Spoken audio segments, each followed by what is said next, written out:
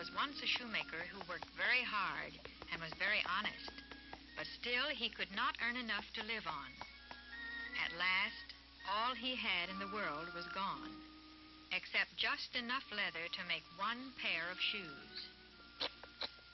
Late in the afternoon, he cut them out, all ready to make up the next day, meaning to get up early in the morning to work.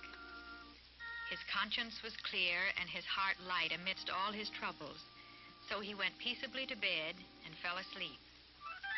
In the morning, after he had said his prayers, he set himself down to his work. But to his great wonder, there stood the shoes, already made upon the table. The good man did not know what to say or think of this strange happening. He looked at the workmanship. There was not one false stitch in the whole job, and all was so neat and true that it was a complete masterpiece. That same day, a customer came in, and the shoes pleased him so well that he willingly paid a price higher than usual for them. And the poor shoemaker, with the money, bought enough leather to make 2 pairs more. In the evening, he cut out the work and went to bed early so that he could get up and start early the next day. In the morning, when he got up, he was saved all the trouble because the work was all finished for him. Soon the buyers came in and paid him handsomely for his goods, so that he bought leather enough for 4 pairs more. He cut out the work again before going to bed. In the morning, he found the shoes finished as before. So it went on for some time. What was left cut out in the evening was always done by daybreak. And the good man soon became thriving and prosperous again. One evening in the cold of winter, as he and his wife were sitting by the fire chatting together, he said to her, "I should like to sit up and watch tonight, that we may see who it is that comes in and does my work for me." The wife liked the thought, so they left a light burning and hid themselves in the corner of the room behind a curtain and watched to see what would happen.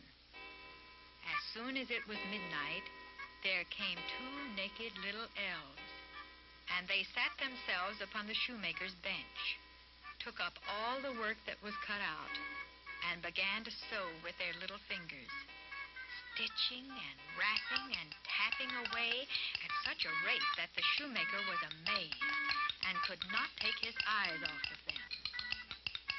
On they went until the job was finished and the shoes were ready to be sold. This was long before daybreak, and they bustled away as quick as lightning. The next day, the wife said to the shoemaker, "These little elves have made us rich, and we ought to be thankful to them and do them a good favor in return. I am vexed to see them run about as they do. They have nothing upon their backs to keep off the cold. I'll tell you what, I will make them each a shirt and a coat and a waistcoat and a pair of pantaloons, and you make each of them a pair of shoes."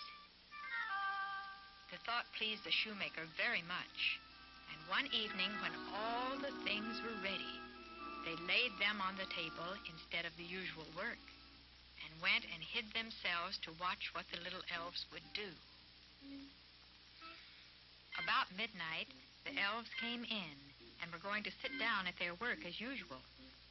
But when they saw the clothes lying there for them, they laughed and were greatly delighted.